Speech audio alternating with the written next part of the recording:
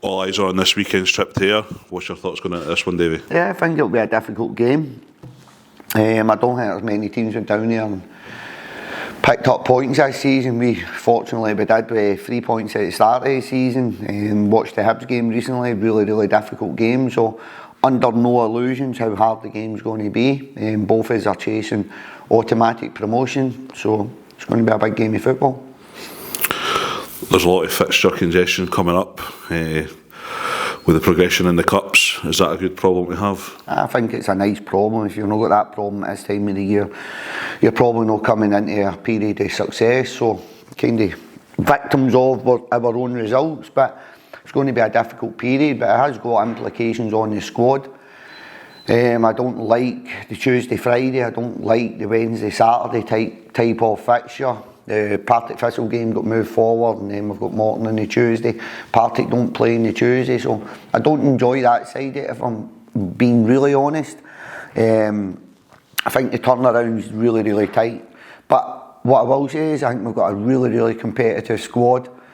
Right now at this point in time, we've got one injured. Sean Donlan's still making a return, but we've got one injured. Stephen Kelly's trained this week, so we've probably coming into a busy fixture period. But what I will say is we've got 95% of the squad available, so that's going to hopefully bode well for us going into these fixtures. Looking at the calendar, there's only a couple of home games left on a Saturday. Is that something that will matter? No, I don't think so. I didn't realise that, to be honest, but I think that's us when I was doing the schedule there.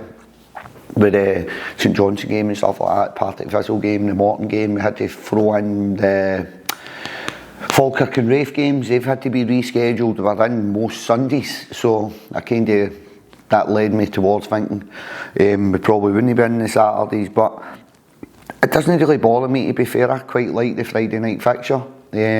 Monday night's a wee bit different in terms of the Scottish Cup, but it is what it is. Well, we're always looking at first team games, Davey. There's obviously reserve games. Is that proving a bit of a problem with a lot of the guys playing in both potentially? I was torn between going in the reserve league this year and not. Decided to go in. And the understanding, we thought, well, if we're struggling in terms of you do get a period of success and you've got to try and fit these reserve games in, you can use the 18s, but the 18s have had a period of success themselves, so the 18s play their Scottish Cup semi-final, which is huge progression for the 18s in the club. On the Friday, we've got a game on the Tuesday and we're trying to fit a game in on the Monday, which I feel is detrimental. Obviously first team players can't play in it. We've got a game in the Hingway, but I think it's detrimental to the 18s because you've got a Scottish Cup semi-final on the Friday night, so it becomes a wee bit of a hindrance at the tail end. I think it's really tight. I think the 4th of March is the last official game, albeit they've gave you a wee bit of 7 to 10 days kind of after that. But I don't understand why we've got to try and fit this reserve league in such a tight schedule when the league can go right up to obviously the end of April, early May. So that's became a wee bit of a hindrance in all honesty, but that comes from success from the first team and success from the 18s. Touching on the 18s, Davey, I think it's only the second time they've made it through to a semi-final, but I think is it the same game as the Partick game? I'm sure no, it's St Johnstone, is it? No, Friday night. The Friday night, which isn't ideal. Obviously, as a club, we would. I want to be there. I want to be at Scottish Cup semi-finals for the 18s. They want to see the manager, they want to see the coaching staff. So, as a club, we would like to show our support to the under 18s and their achievements. But ultimately, first team fixture comes first. Sean Donnelly made an appearance on Tuesday. How pleasing was it to see him back on the pitch, Davey? No, that's been probably close to over a year. I think the original injury came about Wednesday night, Kilmarnock. Saturday Scottish Cup at Partick Thistle in a really kind of wet park. I remember the challenge. He kind of opened his hamstring up, he slid, he went to plant his foot to go in for a tackle and he kind of slid, his foot came away from him. That was Partick Thistle in the Scottish, a 3-2 game. So he's not really done anything since then. He's obviously had hamstring surgery, so I might actually go to the front to see Sean walking in today and getting out his car. So that's the first time Sean's played a competitive game of football for over a year. So nice to see him back on the park, but I've got to be really, really careful on how we return Sean to first team playing. He's been training with us, but been trying to manage his loads. So we'll see how he is today, but I'd imagine he'll be pretty stiff. Is it? Where are you from that Hibs game? Just in terms of kind of high stakes, just kind of, is it different the way they set up against Hibs? No, I think Bruni's he's got a distinct style of play, how he wants to play. So no, really. You look at the Partick Thistle game, which was a previous home fixture to the Hibs game. Much of muchness, if I'm honest. I think it was opposition led. Hibs probably had a lot more of the ball than what Ayr did at that point, but Ayr at home against, it's a level playing field. Hibs isn't a level playing field, but Ayr, Partick Thistle, Ayr, Livingston, there's much of muchness there, so I'd imagine it'll be a really competitive game of football. Are you detecting any more tension from nerves now? It's kind of getting to, and just I imagine the boys would come up on Saturday, saw the other result, and there'd be an element of disappointment. Is it kind of trying to shield them from what's going on elsewhere?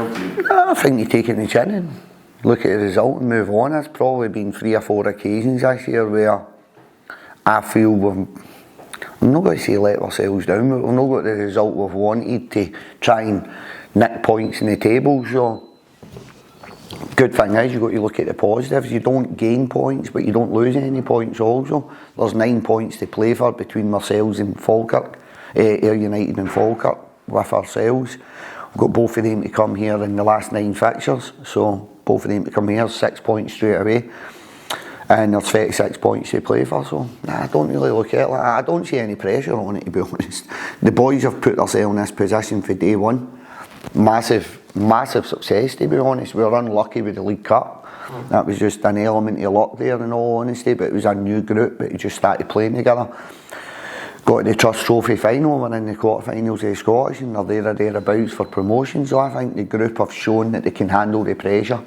But not everything falls the way you want it to fall. Falkirk will be saying the same things, Ayr United will be saying the same things, and I'm saying the same things. We all want to be sitting at the top end of the table with a bit of a cushion between us.